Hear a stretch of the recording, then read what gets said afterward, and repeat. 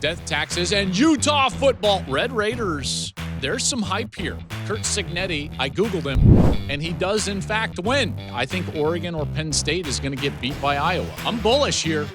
I'm bullish. Miami. I'm going to go with Alabama. They have to bounce back. I believe that that's your SEC champion. Touchdown. These fans are the best in the country. A day like today is why we love college football.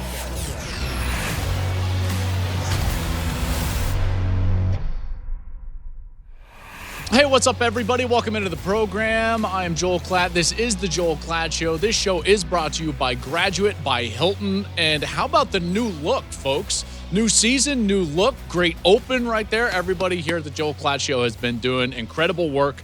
Can't thank them enough. The new graphics look amazing. I know that you guys are going to enjoy them as we continue on here during the course of the season. And again, thanks to Graduate by Hilton, as always, for their support. Okay, before we get into it, this is it, man. This is a top 25 episode right here. My preseason top 25 teams, we're going to get into it very quickly. Two things before we get going. Number one, I have a massive announcement for the Joel Klatt Show, and it's live episode coming up this fall. I will be giving you all the location details, the timing details for that, so stay tuned for that later in the show. And then, as always, the second thing, go ahead and subscribe on YouTube. It's right there. Just go ahead and follow us. Subscribe right there in the YouTube section. Leave a comment below. And as always, go follow us on social media at Joel Klatt Show, wherever you like to social media. Okay, here it is right here. The top 25 teams in college football. We're going 25-1, as we always do. So let's get into it. Let's start right away with number 25. You knew I had to do this. Guess why? Death taxes and Utah football. Let's go. They're coming back. Utah is coming back this year. We all know they're coming back. And this is the exact type of year where I love Utah because no one's talking about them in the offseason. When no one's talking about them, they're at their most dangerous. They're coming off a season in which they were a much better team than their record indicated. They were 5-7, but mainly due to injuries. Remember, this was a 4-0 team at one point. Just absolutely snake-bitten. Had to start 4 different quarterbacks for Kyle Whittingham. I thought last year might have been Kyle's last season coaching, and he comes back, and this might be it for Kyle. He hasn't said that to anybody. They've got the coach in waiting with Morgan Scalley, their defensive coordinator. But really, it's not going to come down to the defense, and I don't even think it's going to come down to Kyle. It's going to come down to upgrading on the offensive side at the quarterback position and then staying healthy there. Devin Dampier comes in from New Mexico. He was a first-team all-conference guy in the Mountain West a year ago. I think they're going to be more of an RPO style of system. I think that that's going to fit them, in particular with their desire of how they like to and run the football and the way that they like to run the football. Dampier had over 1,100 yards rushing last year with 19 rushing TDs. So that's why I've got Utah. Again, not a lot of people talking about Utah. I'm talking about Utah. I think Utah pops back in there and they will threaten in the Big 12 for a potential berth in that Big 12 championship game. All right, at number 24, I struggled here at the back of the top 25. So I went with some guys that I trusted. And in this case, it's a place that I trust because they're always successful. They've been one of the most successful programs in the history of the sport. A coach that I still believe in, even though, it's been up and down at times in this location. And then a quarterback that transferred in that I think is really good. I'm talking about John Mateer and the Oklahoma Sooners. So I've got Oklahoma at 24. Offense was a disaster last year. Okay, we all know that. Venables had to make those changes at offensive coordinator. The wide receiver group was devastated by injuries. The line was a mess. Allowed over 50 sacks. That was tied for most in the country. So they bring in a new offensive coordinator, Ben Arbuckle from Washington State, along with Washington State's quarterback, John Mateer, who I just mentioned. I like Mateer a lot. When I was prepping for the Holiday Bowl, getting ready for the Washington State-Syracuse game, I watched a lot of Mateer, and unfortunately, he had transferred out, so we didn't get to see him in that game. But, man, I was impressed with everything that he does. He's more athletic than I think, maybe I gave him credit for. Very good arm. He's accurate, and he's the type of guy that I think will improve them right away. Venables on the defensive side, he's back to calling the plays on defense. And they were a top 20 defense last year. So that side of the football has gotten fixed. Here, so you might be wondering, why are they just 24? Their schedule is brutal. It was brutal last year, and it's brutal again this year. They've got to navigate in the second half of the season. Check out these last 7 games. Texas, at South Carolina, Ole Miss, at Tennessee, at Alabama, Missouri, and LSU. That's just tough. The SEC has wild fluctuations in terms of some of these teams that have the most difficult schedules in the league and the ones that don't. Maybe not dissimilar to some of the Big Ten teams as well, but Oklahoma certainly they got the poor end of that draw. Them, Florida, who you'll see later. So we continue to move on. All right. Next for me is Baylor at 23. So Baylor finished the year on a high note. Regular season, 6 straight wins. Now, they did lose in that bowl game to LSU, but they found something at the quarterback position for Dave Aranda. Sawyer Robertson broke out last year. Over 3,000 yards throwing the football.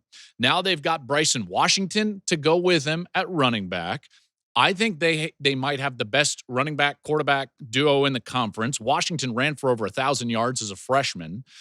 And I think the defense should improve. Here's what's interesting for me about Dave Aranda. You would think that his defense would lead the way. Last year, that wasn't the case. The offense had to carry this team. He's back to calling the defensive plays for the second year in a row, and I expect them to turn around on that side of the football. Intriguing opening game. I think that we're going to know everything we need to know about Baylor and maybe this other team who, by the way, didn't make my top 25.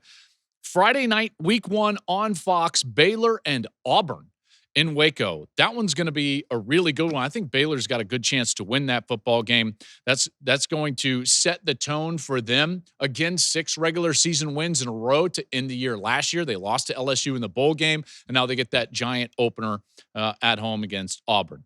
All right, 22. I keep telling you guys I'm going with things that I trust, right? So Utah, what do I trust? Just Utah. Kyle Whittingham. Oklahoma's got the quarterback. John Mateer, who I really like. Sawyer Robertson for Baylor, how they finished the regular season. So what do I trust about 22? Defense. Iowa. Give me Iowa at 22. All right, so you're trying to find these teams at the back end of the top 25. You know, these are the 8-9 win teams during the course of the year. Do we think that Iowa can do that? Yeah. Do we think they could do more? Yeah, probably. This might even be a bit underrating the Iowa Hawkeyes. The offense improved last year for Kirk Ferentz. Now, they didn't need to do much to improve. Remember Tim Lester? He was the offensive coordinator that they brought in a year ago. Now he's going to be in year 2. And here's the thing. Here's what I'm most excited about for Iowa. It's not just that it's Kirk Ferentz or Phil Parker, the defensive coordinator, and that defense and the consistency of what they bring in. It's this new quarterback that they've got, Mark Gronowski. Mark Gronowski is a guy that I think could turn them around. Now, I get it. You might be thinking to yourself, like, Joel, we've heard this song and dance before. It just doesn't happen at Iowa. And listen, I understand if that's where you're at. However, this guy might be a little different now. Mark Gronowski transfers in from South Dakota State, which has been one of the premier Division II programs, FCS programs around. He's won the FCS Heisman back in 2023. He was a finalist again last year. He's won 2, not 1, but 2 national championships at that level, and he started 55 games. See, to me, in the modern era of college football, this is the type of guy that could absolutely pop. Experience over talent, a lot of cases, in a lot of places and in a lot of cases over the last couple of years. Could that be the MO for Iowa? They lost 3 close games by 3 points or less a year ago. I get it. They've got to replace some guys on defense, but like, should we care? No, the system under Phil Parker has been as good as anywhere in the country. I can't wait for early in the year. We're actually going to do that Cyhawk game. Gus, Jenny, and I will be on the call for Iowa State. That one's going to be a very good football game because that opponent, not quite on the list, but they will be upcoming. Their 2 toughest games are against Oregon and Penn State. Both of those teams are at home in Kinnick. Remember, let's get back into college football mode. What do we know about Kinnick? This is where top 10 teams go to die, right? Like, someone's going to lose in Kinnick. I think Oregon or Penn State is going to get beat by Iowa. I don't know which one. I think both of those teams are incredible teams, but like, I could see that happening because of what we trust about their defense, as well as the quarterback, Mark Gronowski. So watch out for him. All right, now we get out of kind of like the trust mode and we get into like the wild cards. All right. So here's a wild card for me. Um Ole Miss. I think Ole Miss is going to be really good. Do I know that? No. Do I trust in that? Nah. They got to replace a lot. Lane's done an unbelievable job there. I think Lane Kiffin is one of the best coaches in college football. I really do. He's a great follow on Twitter. Lane and I had that little back and forth there in the playoff time. And here's the best part about it. Like, Lane's awesome. He and I have texted, and it's like he doesn't take it personal. He understands. Like, Lane Kiffin is so good for college football. So good for college football. He's won double-digit games in back-to-back seasons now at Ole Miss. That's the first time that's happened in Oxford in over 60 years. So he's producing.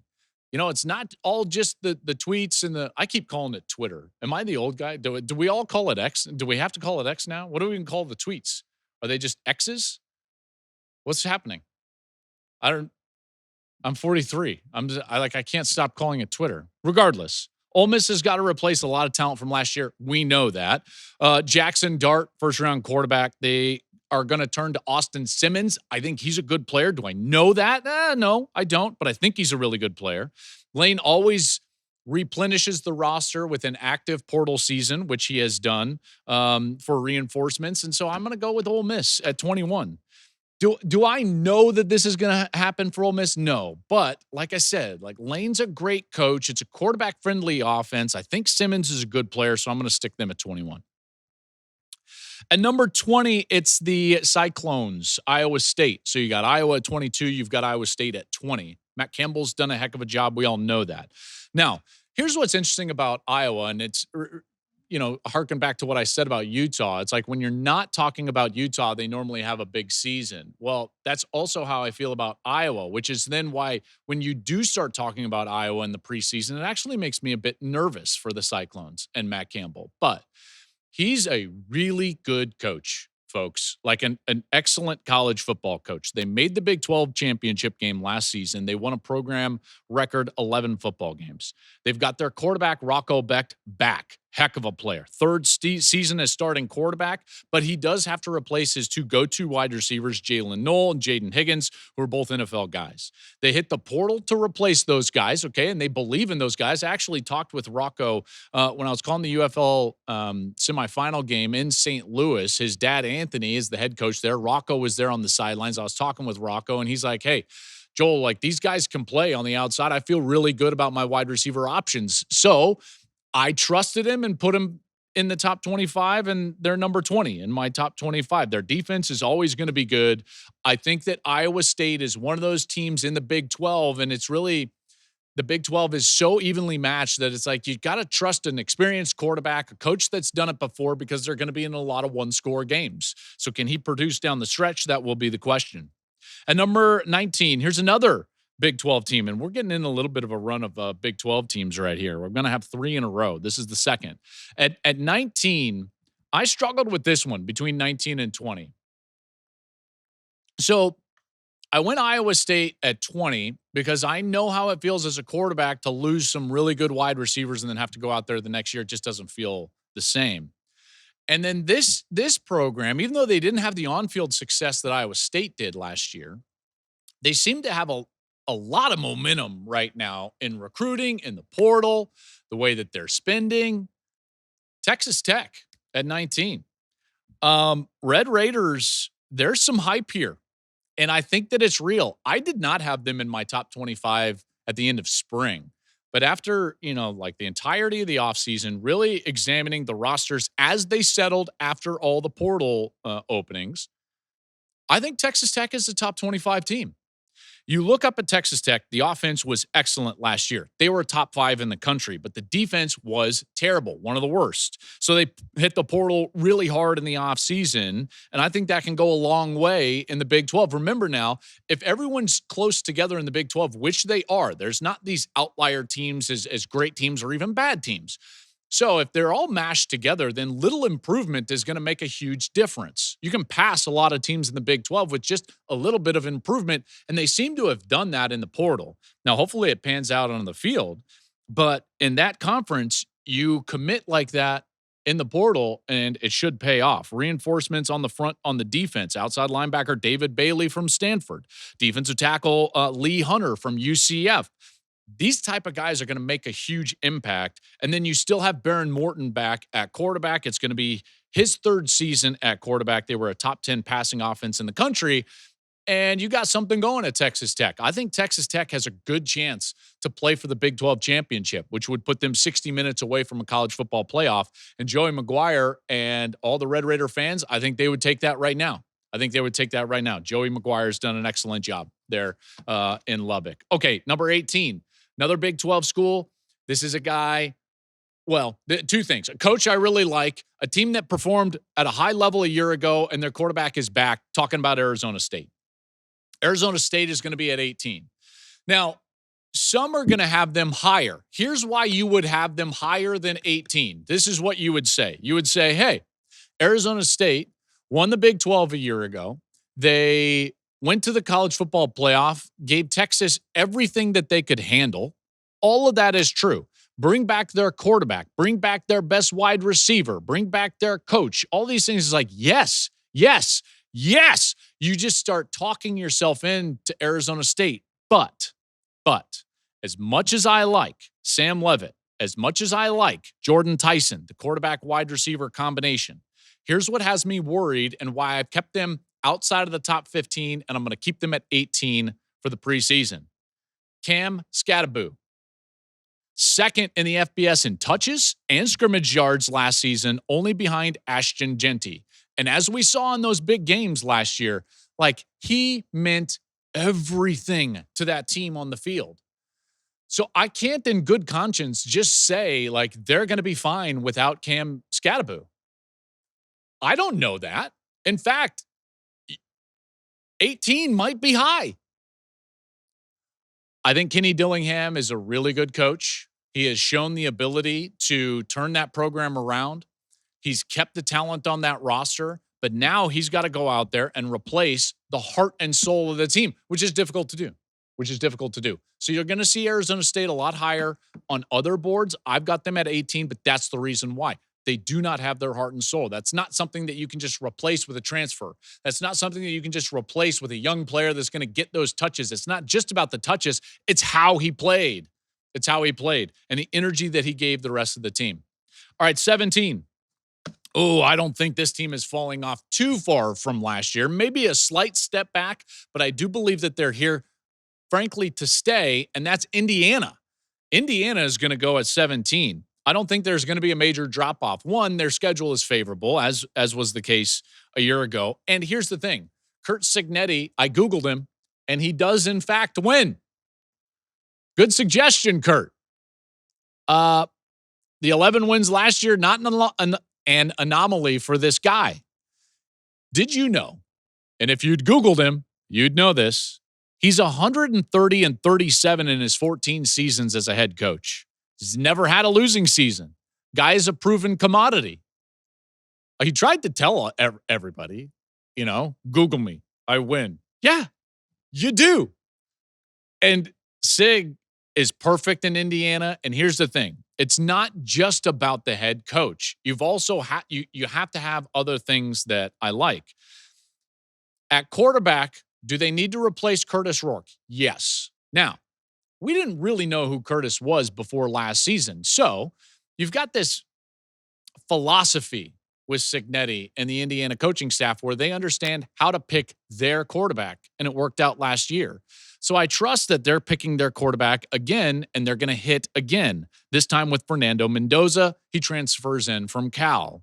And then outside of the quarterback, they've got a ton of talent still there. This is not a team that just got decimated by the draft or by the portal. They've got a lot of guys back. Wide receiver Elijah Surratt, really good player. They brought in Roman Himby, the running back from Maryland, a guy that I've loved at Maryland. They've got 3 All-American candidates on their defense, one on each level of the defense. And as you know, if you've listened to this program for any length of time. I love that. Defensive end, Mikhail Kamara, linebacker, Aiden Fitcher, and cornerback, D'Angelo Pons. So Indiana is at 17. All right, 16.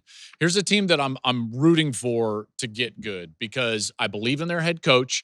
I think that this fan base deserves it because they've supported this program at a top 10 level and have not gotten top 10 results from their team. And I think that they've got the right guy now, and he can bring this thing to fruition. Now, I'm talking about Texas A&M. Texas A&M is a sleeping giant, folks. They're absolutely a sleeping giant. And the more that I looked at A&M over the offseason, the more that I liked them. So they're going to go at 16. Mike Elko, their head coach, is getting this program back on track despite how the year ended last year, okay? I don't love how it ended. Lost 4 of their last 5 after the 7-1 start. I get it, but it doesn't bother me. All right. The offense has a lot coming back. Marcel Reed took over during last year and showed, I think, he's a dynamic athlete. They bring back their entire offensive line. They've got running backs back, including Le'Veon Moss after he missed the last month last season. He's going to be back. They're going to have former 5-star recruit Ruben Owens. He missed all of last season. That's 2 really good backs. They added wide receiver from North Carolina State, Casey Concepcion, out of the portal. He was the number 5 wide receiver in the portal. He'll operate out of the slot. I believe Elko will get the defense going. That's his MO. That's his history. The schedule then becomes the difficulty part. And the schedule has 3 really tough road games for A&M against really top-tier teams. One of them, not even in the conference. They've got to go to Notre Dame early. They've got to go to LSU, and they've got to go to Texas. Those 3 are really tough. If they just had 2 of those games and not 3, I would have had them higher than 16. But they don't. They've got to go on the road all 3 times. I think it's going to be tough for them to win any of those games. That being said, I'm a huge bet on the future guy with A&M. I think Elko is going to turn it around. I think that Texas A&M, again, is a bit of a sleeping giant. I think they can and will be a top 10 team here in the next couple of seasons. At number 15, this is one of those consistency deals, right? This is becoming a little bit like Kyle Whittingham in Utah. It's like death taxes in Utah. Well, in the Big 12, the most consistent team in the Big 12 of recent vintage, Kansas State. So Kansas State's going to go at 15, and Kansas State is going to be my Big 12 pick. That's right, folks. Kansas State is my pick to win the Big 12 championship. Chris Klieman and the Wildcats are the most dependable thing in that conference year after year. They have their quarterback back, Avery Johnson, going into year 2. We'll see if he can take the next step. Love what he does as an athlete. If you look at their losses last year, it was really a turnover question for them. In their 4 losses, they were -8 in the turnover margin in those games. I think that can turn around. On defense, they're going to have one of the best fronts in the league. They've got some questions about the offensive line, but remember, this is a program that develops really well, and they develop well up front. So I've got Kansas State at 15, and Kansas State's going to be my Big 12 champion with Chris Klieman and the boys going to the CFP. By the way, coming up later this month, I've got my CFP bracket prediction. I've got questions for the conferences. I've got my defining success for 10, 11, 12 teams out there throughout the country. We've got so much awesome content, including one of, my most anticipated Big Noon conversation, which is coming up here in the month of August, a guy that I have been a huge fan of for a long time, and I think you're going to love hearing from him. That's all coming up in August, so stay tuned to the Joel Klatt Show and subscribe on YouTube. As we get into the top 15, this is a team that I've got to put a little bit of a caveat on, okay?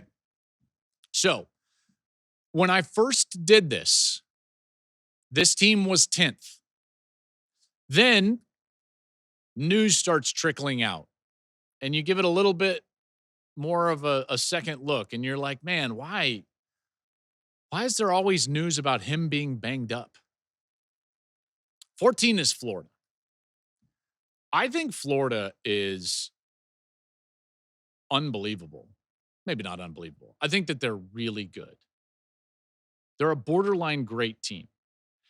And this DJ Lagway, injury prone off season for Billy Napier has me concerned. They went 8-5 a year ago, won their final four. They beat LSU, Ole Miss, FSU, Tulane. Like they had it going a little bit. But then all of a sudden you look up and it's like, well, if Lagway's not healthy, then I don't love what they're doing. If he's healthy, then I love them. They're a top 10 team. Look at it this way. If Lagway is out there like he was a year ago, they're a top 10 team. They went 6-1 last year when he started football games, and the one loss, he left the game after an early first half injury in which they had the lead over Georgia. Okay, so if Lagway's healthy, top 10 team. If he's not, the schedule is brutal. And that's where that's the bottom line with Florida. I love their roster. Napier's done a heck of a job. They've got a 4-game stretch where if Lagway's healthy for this 4-game stretch in September and October, they've got a chance. But if not, yikes, they might lose all 4 of these. This is September and October, 4-game stretch. At LSU, at Miami, Texas at home, at A&M. Then later in the year, they still have Georgia, at Ole Miss, and Tennessee. Again, brutal schedule. If he's healthy, they can manage it. If he's not, then they can't. We move to 13. A team that I was very high on in the spring. I have some concerns for them as we move into fall camp, but it's still a team that I'm high on and I think could make a nice little run at the CFP. Could be this year's Indiana, and I'm talking about Illinois. Brett Bielema and Illinois. They're returning 16 starters. Love that. Returning their quarterback. Love that. Luke Altmaier. Their entire offensive line. Love that. Their biggest question is that they've got to replace their 2 best wide receivers. That's always tough to do. You heard me talking about that with Iowa State a little bit earlier. Bielema ball is certainly back, right? Tough, hard-nosed. Their team is experienced. They're going to play quality defense, and the schedule lines up for them. They avoid, just in the Big Ten, they avoid Penn State, Oregon, and Michigan. And they get Ohio State at home. So as far as the schedule goes, it's very reminiscent to what Indiana dealt with a year ago. And now you've got this experienced offensive line, this experienced quarterback. They replace some guys on the outside, but if they can do that, then watch out. They've got these 2 games early, back-to-back games at Indiana and then home against USC. That's in September. If they can win both of those, then they're going to go to the playoff. If they can't, then it's going to be a tough road because, again, like Indiana last year, their schedule is not going to do them any favors late in the year. But again, Bielema ball is back. Illinois is a team that I certainly believe in. They've got all the ingredients to a team that could make a deep run this year, so they're going to start at 13. Oh, how about this team? I love that. I couldn't wait to get to this one. I'm bullish here. Miami. What do we think? Miami. I get it. Carson Beck, the injury stuff is not great. Elbow injury has made me nervous all offseason. But I can't get away from the fact that it's like you can't recruit at that level, be in the portal at that level, bring in these level of players for this long and not be better. Here's the bottom line. Miami finished 10-3 last year after that 9-0 start, and they lost that bad game up at Syracuse, in which if they win it, they're going to go to the playoff and play for the ACC championship game. Mario Cristobal has got to get over that hump. Miami has got to go to the college football playoff. They can lean on the line of scrimmage and the run game. So Beck, I don't think, is going to have to be a savior for them at quarterback, particularly early on in the season. The defense kept Miami out of the playoff last year, so they brought in a new defensive coordinator, Corey Heatherman. He comes in from Minnesota. Heatherman is a really good coach. Not many people know of Corey Heatherman. I do. This guy can coach. For PJ Fleck and what they've done at Minnesota, if he can bring that level of what I would say is continuity and soundness to their defense, then they should be good. They hit the portal hard to fix the secondary in particular. They do have a potential star in Ruben Bain off the edge. I think he is phenomenal. He was banged up a little bit last year, but if he's healthy, he's going to be really good. So Miami at 12, and I think they make a strong CFP push. At number 11, this is really a team that I think I've overrated them, but they've got a quarterback that I think is exceptional. They have a defensive player that could be one of the best defenders in the sport. And so because of that, I've got to rate them high. Maybe not top 10, but at 11, I've got South Carolina. I'm talking about quarterback Lenore Sellers, Dylan Stewart off the edge. Just those two alone, right? Like they've got something going. The defense has got to replace a good amount, in particularly on that defensive line. But Beamer has recruited well. Shane knows what he's doing on the recruiting trail, and the talent level has risen in that program, and they're going to have time to develop and get better as the season goes. So this team's schedule is backloaded. South Carolina is going to have a monster schedule late, their last 7. So they're going to have time to get themselves to that point. Their last 7 games, here's what it looks like. At LSU, Oklahoma, Bama, at Ole Miss, then they have an off week. Then they're at A&M. Then you get the beautiful SEC November cupcake in Coastal Carolina. Then Clemson to finish. I hate those games in November, but whatever. That's difficult. Very difficult. In particular, when you throw Clemson on in the non-conference and you've got to play an SEC schedule, like South Carolina is going to have to, they're going to have to bring their lunch pail just to make it to the postseason. This is a team that was knocking on the door last year, had a chance, but didn't get over that hump. Maybe they get over that hump this year with an experienced quarterback and really quality players on that defensive side. Hey, you know what? It's time to get out and do something fun, whether it's catching a game or surprising someone with tickets. Live events are back in a huge way, which is why I want to give the sponsor of today's episode, SeatGeek, a huge shout out. With over 28 million downloads, SeatGeek is the #1 rated ticketing app with more than 70,000 events listed. That's incredible. College football is here. The NFL is here, right on the horizon. Major League Baseball is in full swing. And our team here at the Joel Klatt Show, we use SeatGeek, and we grab our tickets right there for all of it. It's quick, it's easy, and you're getting a good deal. That's what I love about it most. Every ticket is rated on a scale of 1 to 10, so you can see the value at a glance. Green dots mean great deals. Red dots, maybe you should keep looking. Plus, every ticket is backed by their buyer guarantee. And here's the kicker. You can use the code CLAT10 for 10% off your next SeatGeek purchase. That's 10% off any ticket with promo code CLAT10. Just click the link in the show description below and you can download the app. The code will be automatically added to your account for later. Thanks to SeatGeek for sponsoring today's show, and get that 10% off with CLAT10 right now. Now we get into the top 10. Here we go. All right, can't help myself. I just love the way that they finished the season. This is a defense that got it going late in the year, even with their star players not playing. They cannot be worse on offense than they were a year ago. And you know what? I think they're going to be back among the elite in college football. 2 years removed from winning a national championship, here's the Michigan Wolverines at number 10.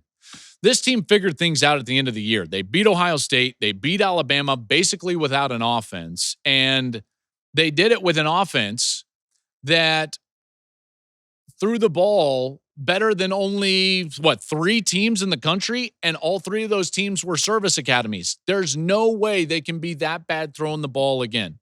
Wink Martindale, their defensive coordinator, he figured out what worked with his players as the season went along, and they became, in the back half of the year, and in particular over the last 4 games, the best defense in the country. That should continue. They bring in new offensive coordinator Chip Lindsey. I'm interested to see how that works out. I'm not totally sure. Will we see Bryce Underwood at quarterback? Is it going to be Mikey Keene, the Fresno transfer? He missed all of spring practice with an injury, so Underwood got all of those reps. Keene does have experience, by the way, 34 career starts. He played in Lindsey's offense at UCF. I know they're going to have to replace some really talented players, in particular on the defensive front 7. But remember, without those players on the defensive front 7, without Will Johnson on the edge, they handled Alabama just fine. And that was an Alabama offense that still had Milroe, that still had Ryan Williams, and was playing at full capacity. Michigan should be better. Their schedule is not that bad. And if you look at that Oklahoma game as really the barometer, they're going to go travel to Norman, Oklahoma, And if they win that game, then watch out. This is a CFP team. If not, we'll see. Then the big question mark becomes Sharon Moore's suspension. Right now, he is going to be on a self-imposed suspension for the third and fourth game of the season. Will it be more from an outside entity? Will the NCAA suspend him even further? Possibly as the time at the time that we're recording this, that has not happened yet. But even if they do, even if it is for like, let's say 3 games, and it's got to be the first 3, like this is a program that has shown that they can get over that. I don't think that that is a game ender for them, to be quite honest with you. So Michigan is going to be in the top 10. I almost had them over this team because they just beat them in the bowl game, but I didn't. I'm going to go with Alabama, partly because they have to. They have to. They have to bounce back. Year 2 for Kalen DeBoer. Bama failed last year to win 10 games for the first time since 2007. So DeBoer's got his work cut out for him. This is not a program that's just going to wait around for DeBoer. Now, DeBoer is an outstanding coach. He has won everywhere that he has been. He also has won everywhere that he has been, in large part due to the fact that his offensive coordinator, Ryan Grubb, has been with him. He was not there last year, but he's coming back, and they will be joined again. They've spent 8 years together at other stops. Now they're back together. I think that's going to help them out. It's going to help Ty Simpson out, who's slated to be their quarterback. We'll see how good he is. He's a former 5-star. He's been waiting 3 years for his chance to play. They're going to have stars all over the field. Bama's loaded with talent. We all know that. Ryan Williams is one of the best players in the country. Bernard is also one of the best players out there. I love Caden Proctor. He was a top 10 player for me. I love their center, Parker Brailsford. These guys can play on defense. LT Overton, Tim Keenan, Deontay Lawson. This is a defense that was top 10 in the country for Kane Womack, their defensive coordinator, a year ago. They should be fine. Now, schedule's tough. They play at Georgia in their SEC opener. They've got to play at South Carolina and Auburn in the Iron Bowl. And then they've got home games against LSU and Oklahoma. Bottom line is this. Kalen DeBoer has to win at Alabama. Alabama got used to a level of success that no program has ever achieved in the history of the sport. Okay, so you can't just, in your first 2 years, have subpar years where you're missing the playoff or not playing for the SEC championship game. At a minimum, this program has got to go to the it has to go to the playoff. That's just kind of what it is. I don't think that's egregious or too much to ask. This team in this roster should get there.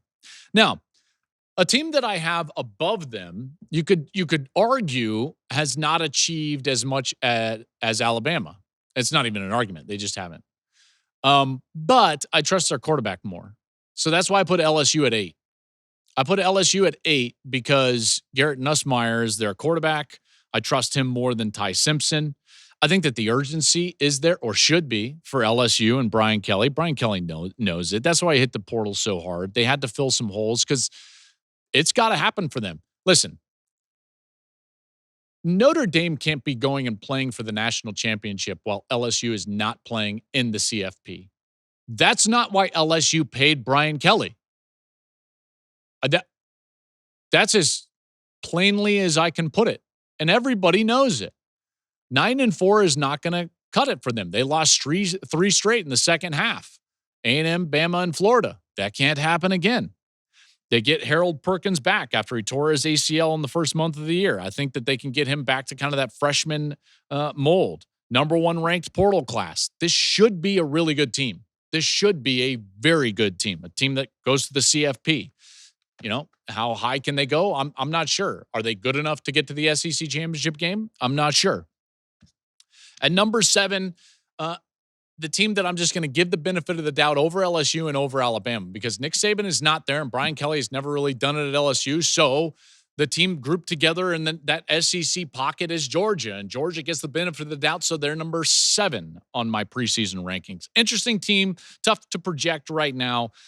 I'll be honest, Gunnar Stockton is a question mark for me, but Georgia is a program that has proven that it's like you don't have to have elite level quarterback play. You got to have competent play. There's no doubt. But what do I trust from Georgia? It's not necessarily quarterback. It's really just Georgia. I trust Kirby Smart. Why? Because they win. That's just what they do. There's never a shortage of talent at Georgia. We know that. They've addressed the wide receiver issues, which let's be honest, like that was terrible last year. They led the country in drops. So they get Zachariah Branch from USC, Noah Thomas from A&M. That should help them right away. Branch is one of the most dynamic players in the country. They get most of their big games at home. Here's the other thing I love about Georgia is their schedule.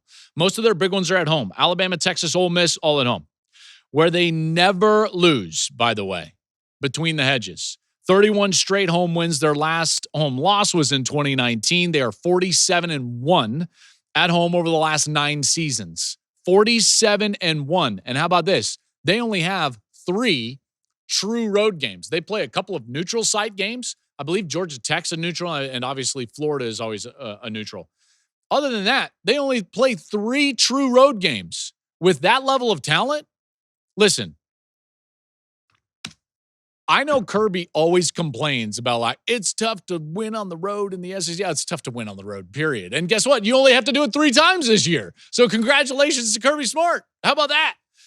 Georgia's a team that I think should play for an SEC championship, partly because the program that they've built, and partly because in terms of SEC schedules, that's about as favorable as you can get with that home denomination there. 31 straight at home again, 47-1 over the last 9.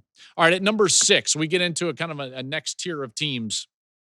And actually, this is my top 5 were in a tier, and then kind of those next 5 were in a tier, and I kind of ranked them out within those tiers. I know I haven't really said that yet, but this was the team that was like the top of this tier that was not quite a top 5. And at 6, I've got Notre Dame. Notre Dame is a team that just beat up Georgia in the playoff. Their talent is way better than you think. See, I think people get stuck in this idea that like, well, Brian Kelly had to go to LSU in order to go and win and recruit at the top end and win a national championship. They just played for a national championship under Marcus Freeman. I went back and looked at all the recruiting classes going back to Brian Kelly's last 3 recruiting classes. That would be 2019, 20, and 21. The last 4 for Marcus Freeman, 22, 23, 24, 25. And here's what you'll see is that the average player rating has gone up on average. Marcus Freeman has recruited and signed a player with an average rating of 91.5. Brian Kelly was recruiting and signing a player with an average rating of 90. So 1.5 points higher in terms of his star rating and recruiting services. Now, does that make a difference? The answer is yes. Because if you just went by the averages and you looked at like the average of 90 for Brian Kelly over those 3 years, it would have been about 12th best in the country. Well, the 91.5 for Marcus Freeman is 7th best in the country. So you're talking about recruiting on par with or better than a lot of SEC and Big Ten teams. This team is an elite team. All right. Their rankings over the last few years as it relates to just their average player rating, 4th in the country, 5th in the country, 7th in the country. They're doing a hell of a job. So this idea that they, well, we've got to do it with development and we don't quite have the players. No, that's false. Notre Dame has the players. Jeremiah Love leads the list. This guy is dynamic. I love Jeremiah Love. The schedule is obviously favorable. It's front-loaded. Early games against Miami and A&M. If they just split those 2 games, they should be fine and into the CFP. They have an identity under Marcus Freeman. Loved talking to him for the Big Noon conversation. If you haven't watched that, by the way, go back on the channel and watch my conversation with Marcus Freeman. That's right there. Again, just subscribe to the YouTube channel. I just don't have any questions about this Notre Dame team. They know who they are. Freeman has built this program into his image. They were banged up injury-wise, still played for a national championship. So Notre Dame leads that next pocket of teams. They're at number 6, and we get now into the top 5. This is my favorite show, and I know it goes long, but like, come on, we've got football. It's top 25 time. Here are my top 5 teams going into the 2025 season. Number 5, Oregon. They've got a team that is replacing a lot from a year ago. 18 starters across both sides of the ball. But this is why they're at the back of that next tier. They were 13-1 last year. Their only loss was to the Death Star Supernova Ohio State Buckeyes once they realized that throwing to Jeremiah Smith is really smart. And it's a team that, and a program that has built themselves in recruiting and has one of the most talented rosters in the sport. It's an elite level roster. They've hit the portal. They've recruited high school. Now they've got a quarterback that, yes, is not that experienced, but I think he's very talented. Dante Moore takes over for Dylan Gabriel. He got to sit behind Gabriel last year and learn. He's a former 5-star. He played right away at UCLA a couple of years ago. That didn't go great. That UCLA team was not good enough. Now he's gotten to sit there and learn under Dylan Gabriel, under Will Stein, the offensive coordinator. That's going to be huge. Now, offensively, the one thing that I don't love and why I put them at the backside of this tier of teams is because they lost Evan Stewart. He went down with a knee injury in the summer. So that means that their true freshman, the 5-star player, Jacorian Moore, he's going to have to make a huge impact early on. D-line should be really good. Lanning, Tosh Lupoy, they know what they're doing on defense. Oregon, they're not going anywhere. Can't wait for them this year. They're at number 5. All right. At number 4, I wanted to put them higher. I just didn't because I'm just going to pump the brakes just a touch. I might not pump them for long, but I'm going to pump them just a touch and put them at 4, Clemson. I've loved Clemson all off season, folks, and you know this. I've loved them in my top 10 players. Every time we talk about Clemson, I'm like, you know what? Clemson's going to be really good. And guess what? Clemson's going to be really, really good. They bring back 16 starters, including my best quarterback in the country, Cade Klubnik.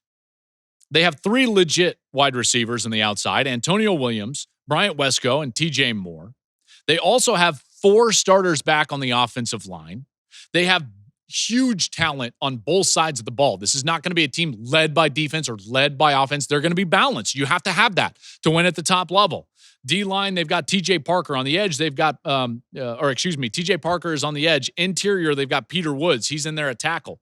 They got the Purdue transfer, Will Helt. He's in there. He's a good player. Tom Allen is in as their defensive coordinator. He was the Indiana head coach, went to Penn State last year and was their coordinator, and now he's going to be in at defensive coordinator for Clemson. Their schedule, listen, their first and last games are going to be their toughest. Their opener is at home against LSU. I think that they win that game. They've got to go on the road to South Carolina late in the year. I don't know what South Carolina is going to be like. Remember, I told you South Carolina's last 7 are very difficult. So what is South Carolina just from an injury standpoint at that point? In the ACC, this team, the Tigers, do not play Miami. Their toughest game in the ACC is probably at Georgia Tech, maybe at Louisville, or the home game against SMU. This team absolutely is going to play for the ACC championship. They probably should win the ACC championship. And I think that they're probably going to have a top 4 seed in the college football playoff. Watch out for Clemson now. I think it's going to be a fascinating year for Clemson and Dabo to maybe take a victory lap on all of college football. All of us pundits were out there like questioning whether Dabo Swinney knew what he was doing. And this might be the year where he's just like, yes, I know what I'm doing. All right, at number 3, the defending champ, Ohio State. Buckeyes are in at number 3. I would have put them higher, but they're just replacing so much, in particular on that defensive side. 14 NFL draft picks. They have Ryan Day back, but they've got to replace both coordinators. So Chip Kelly, he's gone. Brian Hartline comes in. I think he's going to call more plays. He's been there. I think it'll be a collaborative effort. I like that. That's the offensive side. Jim Knowles leaves the defensive side, and they bring in Matt Patricia. That seems like a very much an outsider. We saw last year with Michigan, Wink Martindale come in with an NFL background, and it took him some time to kind of learn the college game, or at least learn what his players could do. And maybe it wasn't Wink's issue, or maybe it was, but it took him time to figure it out until they were a dominant defense late in the season. Jim Knowles was creative. Matt Patricia comes in, more of an NFL style of guy. How long does it take him to mold to the college game? I think that that's a huge question. He's going to have to do it quickly because they got Texas in that opener. They made some nice pickups in the portal, really good pickups. Tight end Max Clare from Purdue. He'll be one of the better players in the country. CJ Donaldson, the running back from West Virginia, got 2 tackles that are most likely going to start. And then at quarterback, we'll see. I've been asking Coach Day all offseason, like, who's it going to be? Is it Julian? And it's like, I think it's going to be Julian Sand, but he continues to say Lincoln Kienholz is still fighting for that job and doing a heck of a job in practice. So whoever wins that, guess what? Your prize is that you get to throw to Jeremiah Smith and Carnell Tate. I want to win that job. Can I win that job? I'm 43. I can't run at all. Can barely throw at this point. My shoulder's toast. I could throw it to Jeremiah Smith. Just have to throw it in the vicinity. This guy is incredible. He's my top player in the country. That title defense is going to be opened up right away against Texas. They host Penn State in the shoe. They've got to go to Ann Arbor. We know exactly what it is with Ohio State, and the standard is never going to change. Can't wait for that game against Texas, who happens to be my number 2 team. The Texas Longhorns are at number 2. It's Arch Mania, folks, and I can't wait for it. I think Arch is going to be outstanding. He reminds me a bit of the college version of Trevor Lawrence. I've told you that before during the course of this offseason. I really think Texas has a great chance to have the best defense in the country. Sark's known for offense. Everyone's going to talk about Arch, but the defense should be incredible. Really, really good. Did you know 5 of the last 8 national champions have finished with the number 1 scoring defense in the country? Texas is going to have a chance to do that. They have a star at each level of that defense. Colin Simmons off the edge, Anthony Hill at linebacker, Michael Taff at safety. They hit the portal to address defensive tackle. I think Texas is going to be phenomenal this year. And they need to be. Listen, they've played in the national semifinal each of the last 2 years. Sark has built something that is sustainable. I believe that that's your SEC champion. I think that Texas, in a lot of ways, could steal the mantle from Georgia and win the SEC and become the preeminent program in that conference. I'm going to give them the early nod, at least right now. Not picking a winner, but I give them the nod over Ohio State in that 3-2 battle because I think I trust Manning over kind of an unfounded quarterback situation, unsettled quarterback situation at Ohio State. You look at what's around Manning, Wingo, he could be a breakout star on the outside. They get C.J. Baxter back. Remember him? He's excellent. The O-line has some question marks, but again, this is a program that is recruited really, really well.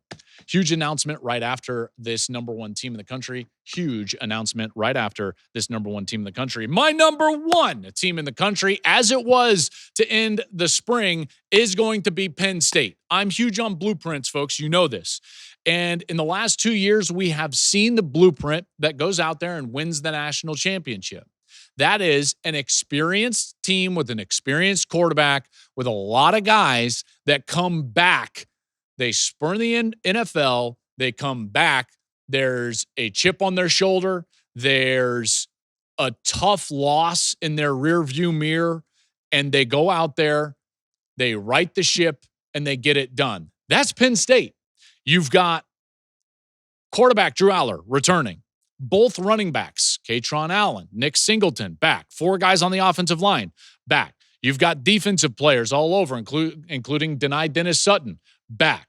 I love that. They brought in Jim Knowles at defensive coordinator. Now Andy Kotelnicki, the offensive coordinator, is going to be at year 2. They brought in 3 wide receivers.